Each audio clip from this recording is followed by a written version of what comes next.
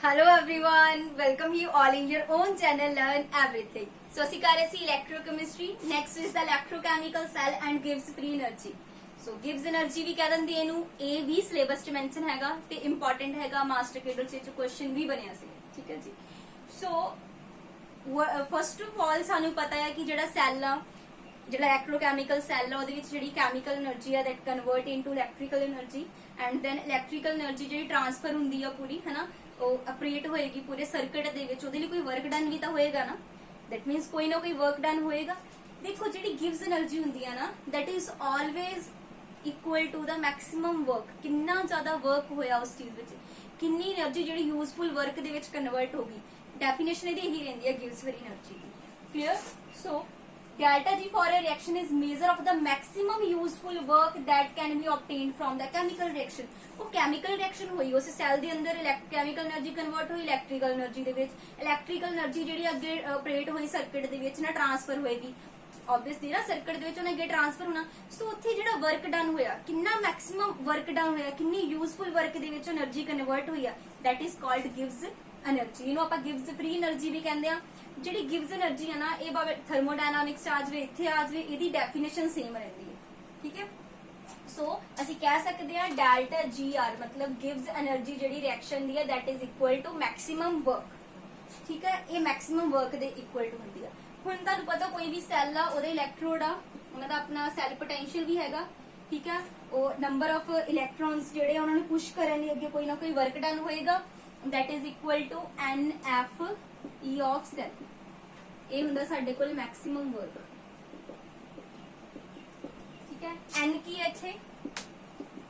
Number of moles of electron transfer. ਕਿੰਨੇ ਅੱਗੇ electron transfer ਹੋਏ, ਉਹਦੇ number of mole. What is F? F is Faraday constant, ਪਹਿਲਾਂ ਵੀ ਦੱਸਿਆ ਸੀ ਮੈਂ ਤੁਹਾਨੂੰ। ਵਟ ਇਜ਼ ਫੈਰਾਡੇ ਕਾਂਸਟੈਂਟ ਚੀਜ਼ ਕੀ ਹੁੰਦੀ ਹੈ? ਇਹ ਹੁੰਦਾ charge on 1 mall of electron. ਪੁੱਛੀ ਜਾ ਸਕਦੀ ਹੈ, ਇਹ ਵੀ ਚੀਜ਼ ਨੋਟ ਡਾਊਨ ਕਰ ਲਿਓ। This is equal to 96500 coulomb. Charge ਦੇ ਯੂਨਿਟ ਹੁੰਦੇ ਨਾ ਕੂਲਮ। ਇਹਦੀ ਵੈਲਿਊ ਕਾਂਸਟੈਂਟ ਹੁੰਦੀ 96500, ਮਤਲਬ ਚਾਰਜ ਕਿੰਨਾ ਹੈ 1 ਮੋਲ ਇਲੈਕਟ੍ਰੋਨ ਤੇ। n ਕੀ ਹੈ, ਕਿੰਨੇ ਨੰਬਰ ਆਫ ਮੋਲਸ ਇਲੈਕਟ੍ਰੋਨ ਅੱਗੇ ਟ੍ਰਾਂਸਫਰ ਹੋਏ ਉਹਦੇ ਵਿੱਚ। ਠੀਕ ਹੈ, n f ਦੇ ਨਾਲ e ਆਫ ਸੈਲ, ਉੱਥੇ ਇਲੈਕਟ੍ਰੋਡਸ ਦਾ ਆਪਣਾ ਪੋਟੈਂਸ਼ੀਅਲ ਹੈਗਾ। ਇਹਨਾਂ ਤਿੰਨਾਂ ਨੂੰ ਮਲਟੀਪਲਾਈ ਕਰ ਦਿਓ, you will get the maximum work. Most of ਦੇ ਜਿਹੜੇ ਸਾਡੇ ਕੋਲ ਵੋਲੈਟਿਕ ਜਿਹੜੇ ਸਾਡੇ ਕੋਲ ਸੈੱਲ ਹੁੰਦੇ ਆ, ਵੋਲਟਿਕ ਸੈੱਲ ਹੁੰਦੇ ਆ, ਇਹਨਾਂ ਵਿੱਚ ਕੀ ਹੁੰਦਾ, ਜਿਹੜਾ ਵਰਕ ਡਨ ਹੁੰਦਾ ਆ, ਪੂਰੇ ਜਿਹੜਾ ਸਿਸਟਮ ਆਪਰੇਟ ਕਰਦਾ, ਉਹਦੇ ਵਿੱਚ ਜਿਹੜਾ ਵਰਕ ਡਨ ਹੁੰਦਾ ਔਨ ਦਾ ਸਰਾਊਂਡਿੰਗ, ਉਹ ਪੂਰੀ ਕੈਮੀਕਲ એનર્ਜੀ ਜਿਹੜੀ ਕਨਵਰਟ ਹੁੰਦੀ ਹੈ, ਸਾਰਾ ਕੁਝ ਉਹ ਹਮੇਸ਼ਾ ਆਪਾਂ ਨੈਗੇਟਿਵ ਲੈਂਦੇ ਆ। ਯਾਨੀ ਕਿ ਜਦੋਂ ਆਪਾਂ ਸਟੈਂਡਰਡ ਚ ਲਿਖਾਂਗੇ ਇਹਦੀ ਵੈਲਿਊ ਡੈਲਟਾ ਜੀ ਸਟੈਂਡਰਡ ਗਿਵਸ free energy equal to -NFE not cell ਕਹਿ ਦੋ ਇਹਨੂੰ, ਜੋ ਵੀ ਤੁਸੀਂ ਕਹਿਣਾ, ਸਟੈਂਡਰਡ ਇਲੈਕਟ੍ਰੋਡ ਪੋਟੈਂਸ਼ੀਅਲ ਸੈੱਲ ਦਾ, standard electrode potential, and this is the standard gives energy। this is very important relation। ਜੇ ਇੱਕ ਜਿਹੜੀ ਐਕਟੀਵਿਟੀ ਆ ਨਾ ਸਾਰੀ ਸਪੀਸੀਜ਼ ਦੀ is unity 1 ਹੋ ਜਵੇ, ਤਾਂ ਜਿਹੜੀ E ਸੈੱਲ ਆ that is equal to E not cell ਹੀ ਹੁੰਦੀ ਹੈ। ਦੋਨਾਂ 'ਚ ਕੋਈ ਫਰਕ ਨਹੀਂ ਰਹਿੰਦਾ। ਜੇ ਇਹ ਸਾਰੀਆਂ ਐਕਟੀਵਿਟੀਜ਼ ਸਪੀਸੀਜ਼, ਸਾਰੀਆਂ ਸਪੀਸੀਜ਼ ਦੀਆਂ ਯੂਨਿਟੀ ਹੋ ਜਾਣ, 1 ਹੋ ਜਾਣ। ਠੀਕ ਹੈ, ਇਹ ਵਾਲਾ ਇੰਪੋਰਟੈਂਟ ਹੈ। ਇੱਕ ਇਹ ਵਾਲਾ ਜਿਹੜਾ ਰਿਲੇਸ਼ਨ ਹੈ, ਇਹ ਇੰਪੋਰਟੈਂਟ ਯਾਦ ਕਰਨਾ। ਇੱਕ ਤੁਹਾਨੂੰ ਇਹ ਪਤਾ ਹੋਣਾ ਚਾਹੀਦਾ that is equal to maximum work done। ਇੱਕ ਵੈਰੀ ਇੰਪੋਰਟੈਂਟ ਰਿਲੇਸ਼ਨ ਜਿਹੜਾ ਅੱਗੇ ਦਿੱਤਾ ਗਿਆ ਡੈਲਟਾ ਜੀ ਦੇ ਵਿੱਚ, that is equal to -log RT -RT log K -RT log K। so this is the another relation। natural log ਆ, K ਆ, ਇਹ ਵਾਲਾ ਧਿਆਨ ਨਾਲ ਕਰ ਲੈਣਾ ਕਿਉਂਕਿ ਇਹ ਵੀ ਇੰਪੋਰਟੈਂਟ ਆ। ਇਹਦੇ ਤੋਂ ਆਪਾਂ ਇਕੁਇਲਿਬ੍ਰੀਅਮ ਕਾਂਸਟੈਂਟ ਦੇ ਨਾਲ ਵੀ ਕੰਪੇਅਰ ਕਰ ਸਕਦੇ ਆ। ਦੋ ਹੀ ਫਾਰਮੂਲੇ ਆ ਇਹਦੇ, ਦੋਨੇ ਇੰਪੋਰਟੈਂਟ ਆ। ਯਾਨੀ ਕਿ ਇਹਦੇ ਤੋਂ ਸਾਨੂੰ ਰਿਐਕਸ਼ਨ ਦੀ ਫਿਜ਼ੀਬਿਲਿਟੀ ਦਾ ਪਤਾ ਲੱਗਦਾ। ਕਈ ਵਾਰੀ ਪੇਪਰ 'ਚ ਨਾ ਸਿਗਨੀਫੀਕੈਂਸ ਪੁੱਛ ਲੈਂਦਾ, ਇਸ ਲਈ ਸਿਗਨੀਫੀਕੈਂਸ ਇਹਦੇ ਲਿਖ ਲਓ ਕੀ ਆ। ਇਹ ਸਾਨੂੰ ਫਿਜ਼ੀਬਿਲਿਟੀ ਆਫ ਰਿਐਕਸ਼ਨ ਦੱਸਦਾ ਕਿ ਰਿਐਕਸ਼ਨ ਹੋ ਸਕਦੀ ਹੈ ਕਿ ਨਹੀਂ। ਫਿਜ਼ੀਬਿਲਿਟੀ ਆਫ ਰਿਐਕਸ਼ਨ। ਹੁਣ ਦੇਖੋ ਇਹ ਵਾਲੀ ਰਿਐਕਸ਼ਨ ਆ ਫਿਜ਼ੀਬਿਲਿਟੀ, ਯਾਨੀ ਕਿ ਇਹ ਕਹਿ ਰਿਹਾ ਕਿ ਰਿਐਕਸ਼ਨ ਦੇ ਹੋਣ ਲਈ ਡੈਲਟਾ ਜੀ ਦੀ ਵੈਲਿਊ ਕੀ ਹੋਣੀ ਚਾਹੀਦੀ, ਨੈਗੇਟਿਵ। ਕਿ ਸਪੌਂਟੇਨੀਅਸ ਕੋਈ ਵੀ ਸਪੌਂਟੇਨੀਅਸ ਪ੍ਰੋਸੈਸ ਹੈਗਾ, ਸਪੌਂਟੇਨੀਅਸ ਰਿਐਕਸ਼ਨ ਹੈਗੀ, ਸਪੌਂਟੇਨੀਅਸ ਜਿਹੜੀ ਆਪਣੀ ਆਪ ਹੋਊਗੀ, ਉਹਦੇ ਲਈ ਡੈਲਟਾ ਜੀ ਆਲਵੇਜ਼ ਨੈਗੇਟਿਵ। ਇਹ ਪੁੱਛਿਆ ਵੀ ਗਿਆ ਕੁਐਸਚਨ ਪੇਪਰ 'ਚ, ਤੇ ਇਹ ਸਪੈਸ਼ਲ ਬੁੱਕ ਦੇ ਵਿੱਚ ਵੀ ਮੈਂਸ਼ਨ ਹੈਗਾ, ਦੱਸਿਆ ਹੋਇਆ कि ਤੁਹਾਡੀ ਰਿਐਕਸ਼ਨ ਜਿਹੜੀ ਆ ਡੈਲਟਾ ਜੀ ਨॉट ਜਦੋਂ ਮਾਈਨਸ ਆਰਟੀ log k ਆ ਗਿਆ ਉੱਥੋਂ ਇਹ ਕੀ ਸਿਗਨੀਫਾਈ ਕਰਦਾ ਕਿ ਸਪੌਂਟੇਨੀਅਸ ਰਿਐਕਸ਼ਨ ਹੋਣ ਲਈ ਡੈਲਟਾ ਜੀ ਕੀ ਹੋਣਾ ਚਾਹੀਦਾ ਨੈਗੇਟਿਵ ਹੋਣਾ ਚਾਹੀਦਾ ਡੈਲਟਾ ਜੀ ਕੀ ਹੋਣਾ ਚਾਹੀਦਾ ਨੈਗੇਟਿਵ ਹੋਣਾ ਚਾਹੀਦਾ ਤੇ ਜੇ ਤੁਹਾਨੂੰ ਪੁੱਛੇ E ਨॉट ਸੈੱਲ ਕੀ ਹੋਣਾ ਚਾਹੀਦਾ ਪੋਜ਼ਿਟਿਵ ਇੱਥੇ ਲਿਖ ਦਿੰਦੀ ਮੈਂ for spontaneous reaction ਜਿਹੜਾ ਡੈਲਟਾ ਜੀ ਆ that should be negative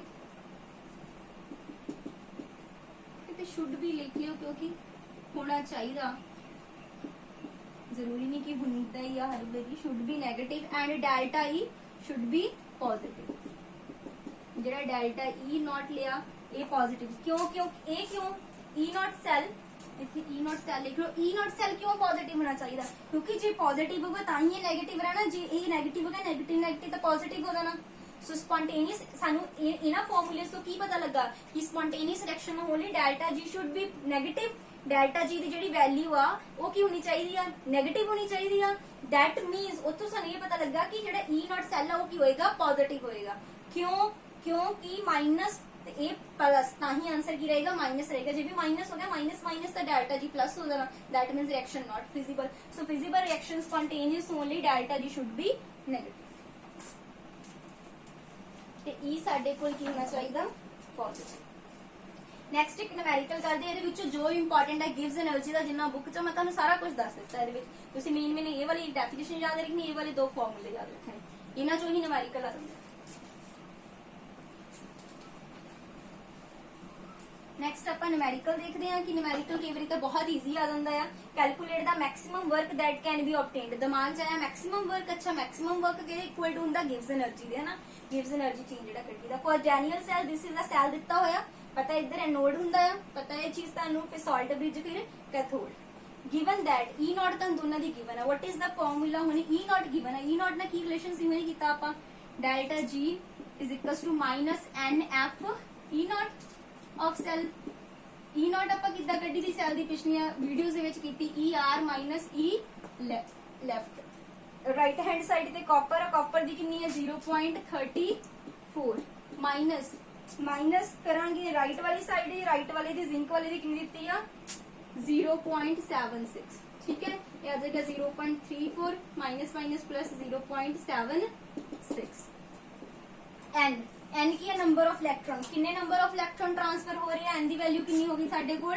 2 f the value ਹਮੇਸ਼ਾ ਕਾਂਸਟੈਂਟ ਹੈ 96500 ਠੀਕ ਹੈ ਪੂਰਾ ਤੁਹਾਡੇ ਕੋਲ n ਦੀ ਵੈਲਿਊ ਵੀ ਹੈਗੀ f ਦੀ ਵੀ ਹੈਗੀ E ਨॉट ਸੈੱਲ ਵੀ ਆਪਾਂ ਕਰ ਲਿਆ ਪਲੱਸ ਕਰਕੇ ਉਹਨੂੰ ਦੇਖ ਲੈਣਾ ਤੇ ਤੁਹਾਡੇ ਕੋਲ ਡੈਲਟਾ G ਨॉट ਨਿਕਲ ਜਾਏਗੀ ਠੀਕ ਹੈ ਸਮਝਦੇ ਡੈਲਟਾ G ਨॉट ਫਾਰਮੂਲਾ ਮਿਲੇਗਾ -NF E ਨॉट ਕਿਸੇ ਚ ਹੋ ਸਕਦਾ ਤੁਹਾਨੂੰ Kc ਦੀ ਵੈਲਿਊ ਦੇ ਦੇਵੇ ਜਿੱਦਾਂ ਨਾ ਕਈ ਵਾਰੀ ਕੀ ਹੁੰਦਾ ਆ ਕਿਸੇ ਰਿਐਕਸ਼ਨ ਲਈ ਉਹ ਸਿੰਪਲ ਤੁਹਾਨੂੰ ਦੇ ਦੇਗਾ ਜਿੱਦਾਂ delta G not number of electron ਦੱਸ ਦੇਗਾ ਕਿ ਮਾਈਨਸ ਅਸੀਂ ਕੀਤਾ RT log Kc ਹੋ ਸਕਦਾ Kc ਦੀ ਵੈਲਿਊ ਪੁੱਛ ਲਵੇ ਬਾਕੀ ਦੇ ਦੇਵੇ ਤੁਹਾਨੂੰ ਜਾਂ ਕੱਲੇ log Kc ਦੀ ਵੈਲਿਊ ਪੁੱਛ ਲਵੇ ਜਾਂ ਕੀ ਹੋ ਸਕਦਾ ਡੈਲਟਾ G ਦੀ ਪੁੱਛ ਲਵੇ log Kc ਦੀ ਵੈਲਿਊ ਮਤਲਬ ਕਿ ਫਾਰਮੂਲੇ ਆਉਣ ਦਾ ਇਹ ਫਾਇਦਾ ਹੁੰਦਾ ਕਿ ਜੇ ਤੁਹਾਨੂੰ ਫਾਰਮੂਲਾ ਪਾਰਟਿਕੂਲਰ ਰਿਲੇਸ਼ਨਸ਼ਿਪ ਪਤਾ ਨਾ ਕਈ ਵਾਰੀ ਐਗਜ਼ਾਮੀਨਰ ਕੀ ਕਰਦਾ ਸਿੰਪਲ ਬਿਲਕੁਲ ਸਿੰਪਲ ਚੀਜ਼ ਪਾ ਦਿੰਦਾ ਬਸ ਤੁਸੀਂ ਉਹਨੂੰ ਨਿਊਮੈਰੀਕਲ ਦੇ ਜੋ ਤੁਹਾਡਾ ਫਾਰਮੂਲਾ ਉਹਦੇ ਵਿੱਚ ਪੁੱਟ ਕਰਨਾ ਹੁੰਦਾ ਕਲੀਅਰ ਡਾਟਾ ਬਿਲਕੁਲ ਸਿੰਪਲ ਰਹੇਗਾ ਸੋ ਇਹ ਚੀਜ਼ਾਂ ਦਾ ਧਿਆਨ ਰੱਖਣਾ ਇਦਾਂ ਦੇ ਫਾਰਮੂਲੇ ਡਾਇਰੈਕਟ ਪੁੱਛੇ ਜਾਂਦੇ ਆ ਹੋਰ ਜ਼ਿਆਦਾ ਕੁਝ ਜੋ ਸਿਲੇਬਸ 'ਚ ਲਿਖਿਆ